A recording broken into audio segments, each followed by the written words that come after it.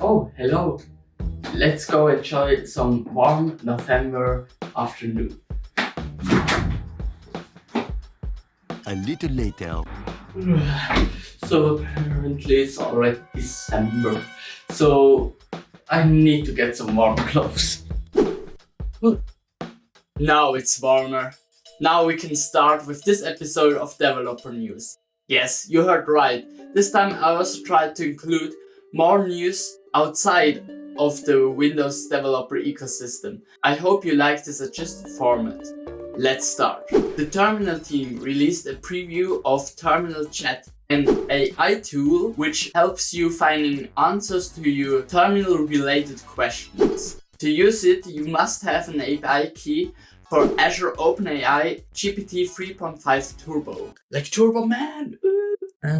This key must then be entered in the settings in the new Terminal Chat tab. The Visual Studio 17.8 stable version got released. I already highlighted most of the new features in the last couple of videos, but if you would like to have a good overview over all of them, you can check out the blog post which is linked in the description below. Right after that, the team released Visual Studio 17.9 Preview 1, which adds a new tool that allows you to generate commit messages with AI. To do that, however, you must have an active GitHub Copilot subscription. An amazing work in this preview release is also the new, completely overhauled UI. To activate it, you must go to the experimental features page in the settings and tick new UI. The new look is way more modern and also provides a variety of different styles you can choose from. At Microsoft Ignite, Satya Nadella announced Windows AI Studio, which should simplify creating new artificial intelligence applications on Windows. As seen in the screenshots provided by Microsoft, in its current form, it's an extension for Visual Studio Code. If you're starting a new AI project, you can easily select the AI model you want to use, adjust its properties, and generate the project. You want to see your Azure DevOps repositories in DevHome? This is now possible with the new Azure extension for DevHome. It works very similar to the GitHub extension, so it also adds widgets and the possibility to download your repositories on your local machine. DevHome 0.7, as previous releases, doesn't really introduce much new features, but it includes a good set of bug fixes. .NET Conf is over, and what a crazy .NET Conf it was. .NET 8, together with C# 12 and F# 8, were released. .NET 8 is blazingly fast. Here are some benchmarks. C# 12 introduces a new syntax for initializing arrays called collection expression. Please, is that right? Yeah. These look way more organized and use less space than previous declaration syntax. You can now see a comparison of the previous with the current declaration syntax. Using less space is a thing that can also be achieved by using the new constructor expressions. These allow you to minimize a constructor that was just assigning values.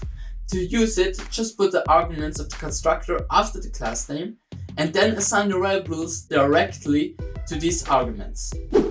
Also, you're now able to alias a broader amount of types, like array types, tuple types, or pointer types. The last one, of course, only if you're using unsafe C#. C# 8 also introduced some new syntaxes that allow you to write less code, but my F# knowledge is very limited, so I just recommend you to check out the blog post linked in the description. As the last new thing, .NET Aspire is a new framework for creating web applications in .NET.